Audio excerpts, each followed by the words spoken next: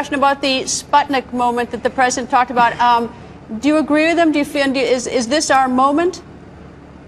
That was another one of those WTF moments, that when he has so often repeated this Sputnik moment that he would aspire Americans to celebrate. And he needs to remember that what happened back then with the former communist USSR and their victory in that race to space, yeah, they won, but they also incurred so much debt at the time that it resulted in the inevitable collapse of the Soviet Union. So I listened to that Sputnik moment talk over and over again, and I think, no, we don't need one of those. You know what we need is a Sputnik moment. And here's where I'm going with this, Greta. And you're a good one, because you're one of those reporters who actually gets out there in the communities, find these hardworking people, and find solutions to the problems that Americans face.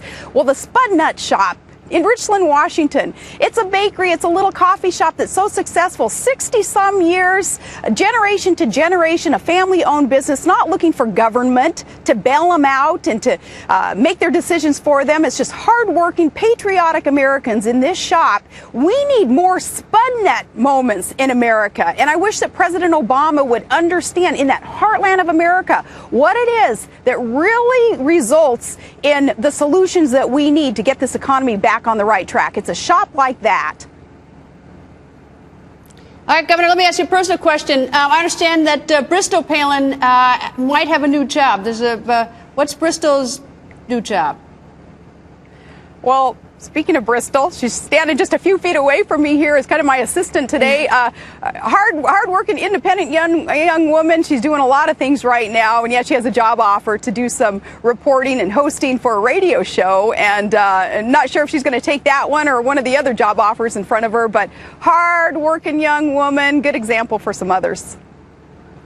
You know, one of the other things the president talked about last night was civility and how we treat each other. And then sort of, we teased Congress last night, the date night. I even teased Leader Pelosi when she was on the air last night, who was her date and everything.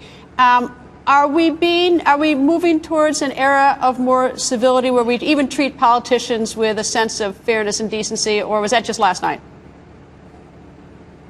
I watched that whole date night thing, the musical chairs orchestration last night, a little bit perplexed, wondering, what all that theater was about. I'd rather that there had been more focus on what we believe that the president would say and what actually was said instead of, the whole theatrics involved there. I thought that was a bit odd, but healthy debate is important. The right to petition our government vigorously and respectfully is important.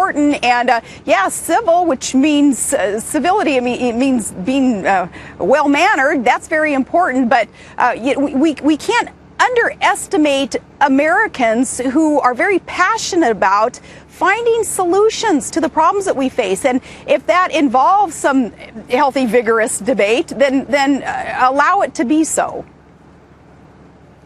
One quick last question. The media, are we part of the problem? I know that you've been critical of the lamestream media, but are we challenging and are we asking, inquiring and getting information from our politicians, or are we being mean and nasty and trying to create a lot of trouble for all of you?